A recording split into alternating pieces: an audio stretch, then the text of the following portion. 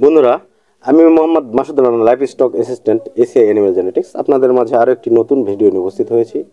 আজকের ভিডিওর আলোচ্য বিষয়, গরু হিটে আসলে কোন সময় বীজ দেবো। আপনারা আমাকে কমেন্টের মাধ্যমে জানতে চেয়েছেন যে আমরা আসলে গরু কোন সময় হিটে আসলে কোন সময় বীজ দেবো, এই বিষয়টা সম্পর্কে বিস্তারিত একটি ভিডিও করবেন। তাই আপনাদের অনুরোধের ভিত্তিতে আমি আজকে এই ভিডিওটি করতেছি। তো আমাদের গরু যখন আমরা দেখি যে সকালবেলা হিটে আসে, ম্যাক্সিমাম গরু দেখা যায় যে ভোর রাতের দিকেই হিটে আসে। এক্ষেত্রে আপনারা যখন আপনাদের গরু হিটে আসবে, অ্যাজ ইউজুয়াল যেগুলো দেশি গরু, এগুলো মোটামুটি হিটে আসার 12 থেকে 18 ঘন্টার ভিতর বীজ দেওয়ার নিয়ম।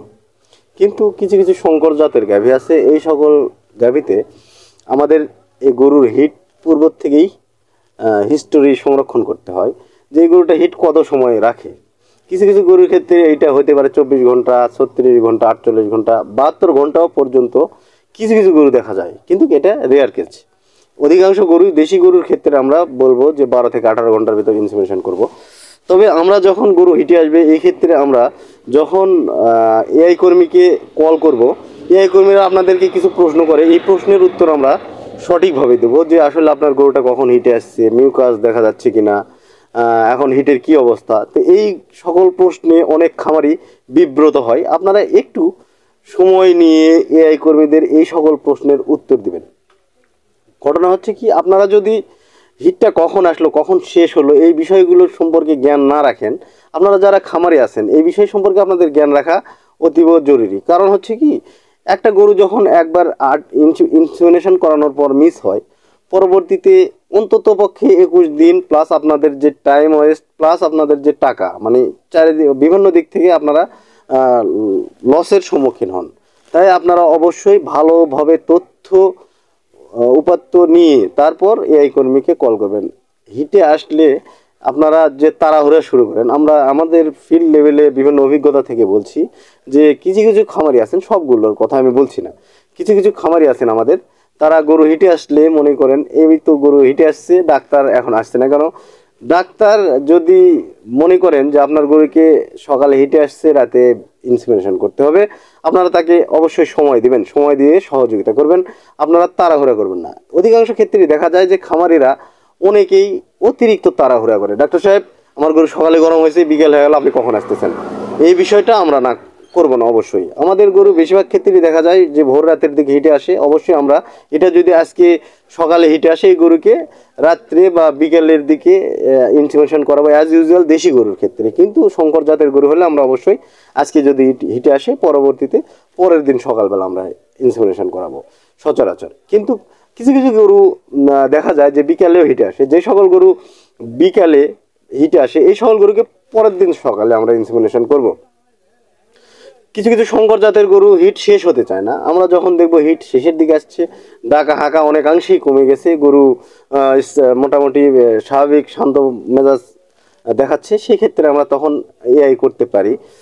তাছাড়া কিছু কিছু গরুর ক্ষেত্রে দেখা যায় যে অনেক গরু আমরা ইনসেমিনেশন করানোর পরও আমরা ফিল্ড লেভেলে দেখি যে ইনসেমিনেশন করলাম, করার একদিন পর আসলে ব্লিডিং হচ্ছে, এই ব্লিডিং একবারে তাজা ব্লিডিং, অনেকটা পরিমাণ ব্লিডিং হয়। এই গরুগুলোর ক্ষেত্রে অবশ্যই খামারিকে 100% সতর্ক থাকতে হবে। খামারিরা যদি এই ক্ষেত্রে সতর্ক না হয় এবং তাদের কাছে যদি কোনো ডাটা বা তথ্য না থাকে, এই সকল গরু আসলে কনসেপ্ট করানো খুবই কঠিন হয়ে যায়, সো টাফ হয়।